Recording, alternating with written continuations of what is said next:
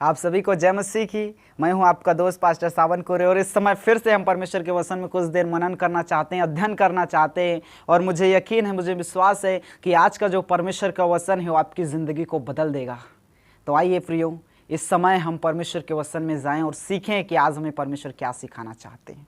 आइए मेरे साथ आप निकालिए और हम वचन में जाएंगे। इस समय हम पहला राजाओं और उसका 17 अध्याय 1 से 6 तक हम पढ़ेंगे और इसे समझेंगे। ये एलिय्याह के विषय में है कि परमेश्वर ने उसे किस तरह उपयोग किया और एलिय्याह ने किस तरह परमेश्वर की बातों को, आज्ञाओं को माना है। इन सभी बातों को आज हम देखेंगे। तो आइए मैं पढ़ता हूँ, आप ध्यान से सुनिए।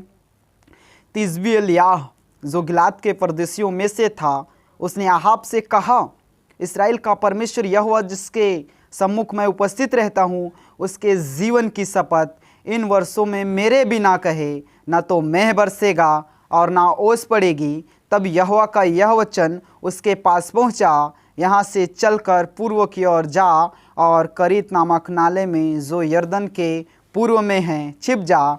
उसी नाले का पानी तू पिया कर, और मैंने कौवों को आज्ञा दी है कि वे तुझे वहाँ खिलाए।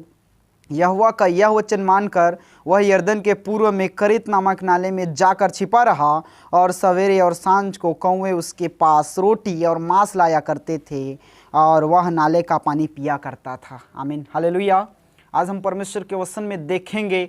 सो इस समय हम परमेश्वर के वचन में क्या सीखने वाले हैं, मैं आपको बताना चाहता हूँ। एलिय्याह है। एलिय्याह कौन है? वो परमेश्वर के एक दास, एक नबी है, और उसे परमेश्वर ने किस लिए भेजा है कि वो आहाब को चेतावनी देने के लिए। ठीक है, मैं पहले पद को आपको समझाने की कोशिश करता हूँ।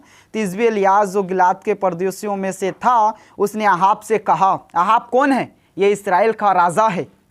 आहाब इस्राएल का राजा है, और ये जो एलिय्याह है एक नबी है जो परमेश्वर का दास है, और इसे आहाब के पास भेजा जाता है। और आहाब से एलिय्याह क्या कहता है? इस्राएल का परमेश्वर यहोवा जिसके सम्मुख मैं उपस्थित रहता हूँ, उसके जीवन की शपथ, इन वर्षों में मेरे बिना कहे ना तो मेंह बरसेगा और ना ओस पड़ेगी। हालेलुया। आज ऐसे कितने लोग हैं आप में से जो कहीं जाते हैं तो अपने नाम के आगे में परमेश्वर का परिचय अपने साथ में देते हैं। ये जो परमेश्वर का दास है, ये नहीं कहता कि मेरे बाप का ये नाम है, मेरे देश का ये नाम है, मैं यहाँ का रहने वाला हूँ। नहीं, ये कुछ बातों को परिचय में लाता है। कहता है इस्राएल का परमेश्वर यहोवा जिसके सम्मुख मैं उपस्थित रहता हूँ।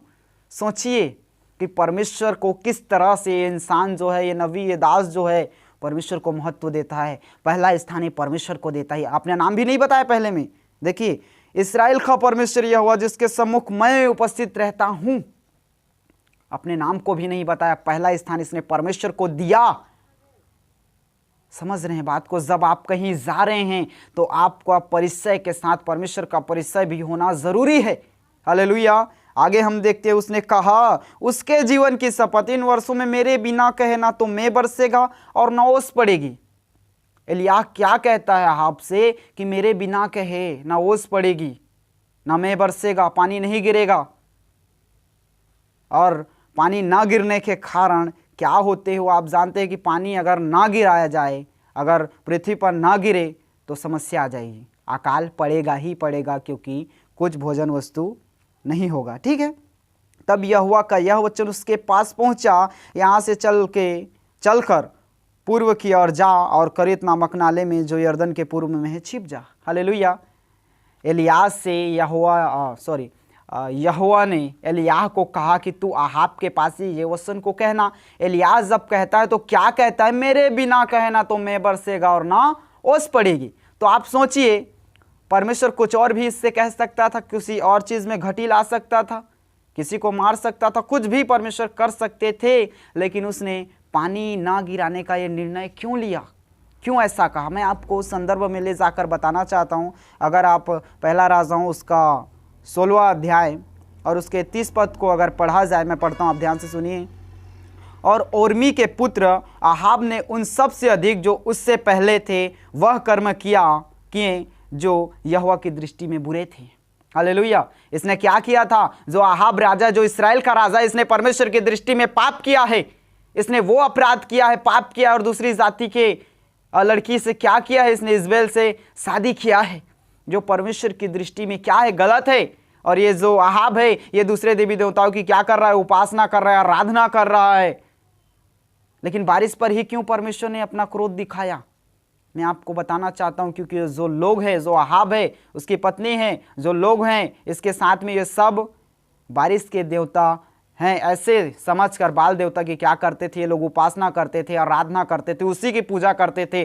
परमेश्वर ने इस जगह में अपने लोगों को, इस्राएल को और इस राजा को बताया कि इस्राएल में कोई दूसरा परमेश्वर नहीं है जो बारिश को रोक सके या जो पानी को पृथ्वी पे आने से रोक सके। ऐसा कोई परमेश्वर नहीं है। ये जो है परमेश्वर अपने दास द्वारा अहाब को और पूरे इस्राएल को बताता है। कौन? परमेश्वर। हालेलुया।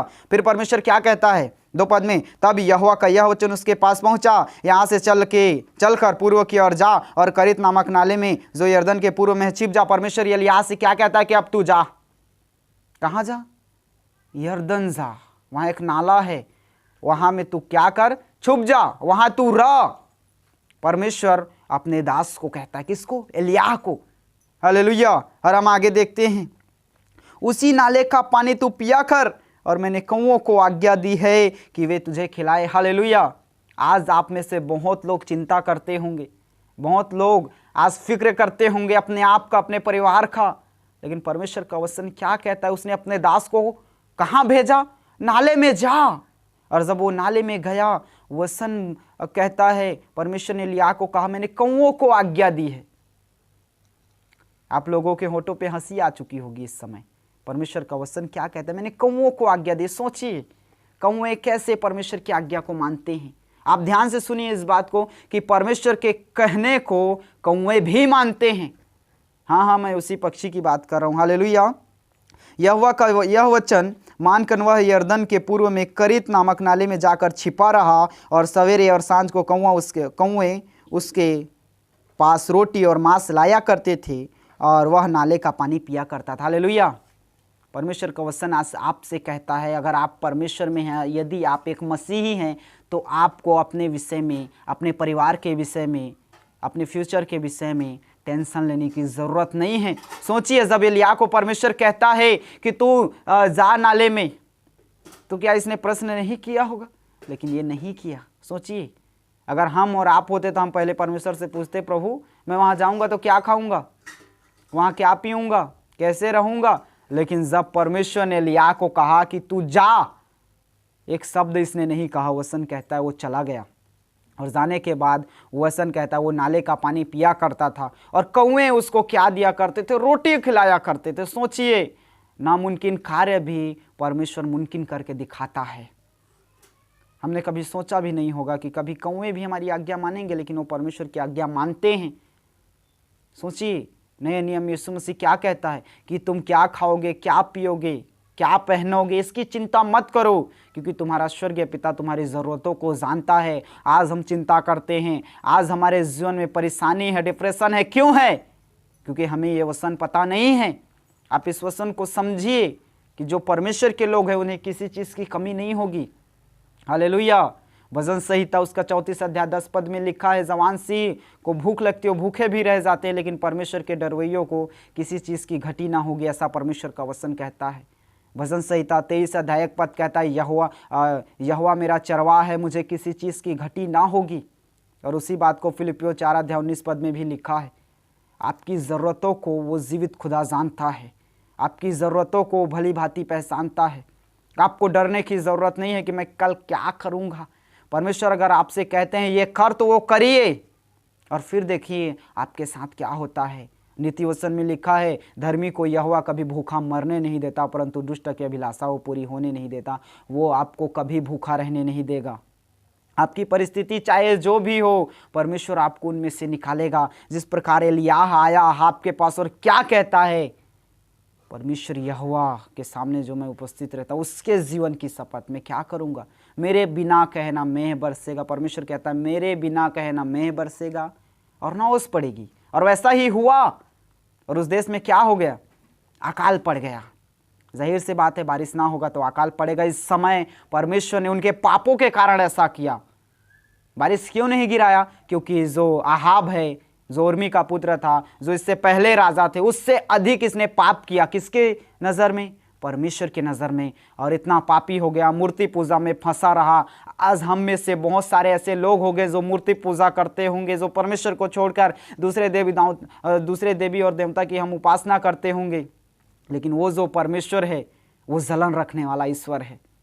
वचन क्या कहता है? 10 आज्ञा जब मूसा को दिया गया निर्गमन उसके 20 अध्याय में, तो उसने कहा मुझे छोड़ दूसरे को ईश्वर करके ना मानना। और ये क्या कर रहा है? उसकी आज्ञा का उल्लंघन कर रहा है। तो हमें मेरे प्रियो मूर्ति पूजा नहीं करना है, हमें अपने परमेश्वर को छोड़ के दूसरी की आराधना नहीं करना है।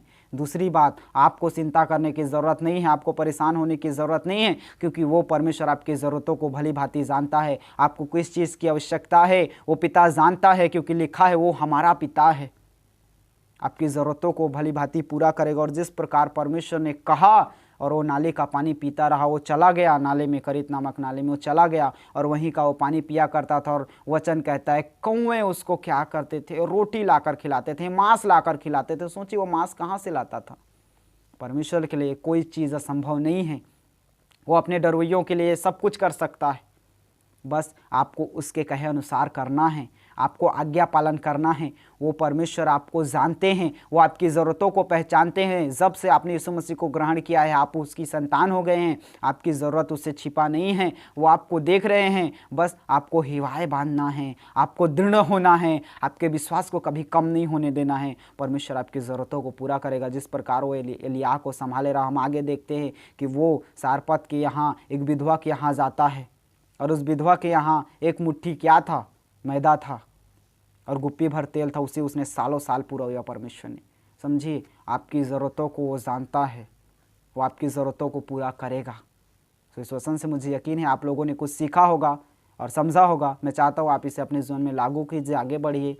परमेश्वर आपको आगे बढ़ाएंगे, आपकी ज़रूरतों को जानता है। आप चिंता मत कीजिए, बस अपने आप को और सब कुछ को परमेश्वर के ऊपर सौंपिए, वो प्रभु आपको संभालेगा। क्योंकि लिखा है अपनी चिंता उस पर छोड़, क्योंकि उसको तुम्हारा ध्यान है, ताकि तुम्हारी कल्पनाएं सिद्ध हो जाए। वो परमेश्वर आपकी चिंता करता है। तो अपने आप को आप उसके ऊपर रखिए, अपनी चिंताओं को उसके पीठ पे रखिए, वो आपकी चिंताओं को दूर करेगा। सो इसी वचन के द्वारा परमेश्वर आप सभी को बहुतायत से आशीषित करे। आप सभी को जय मसीह की।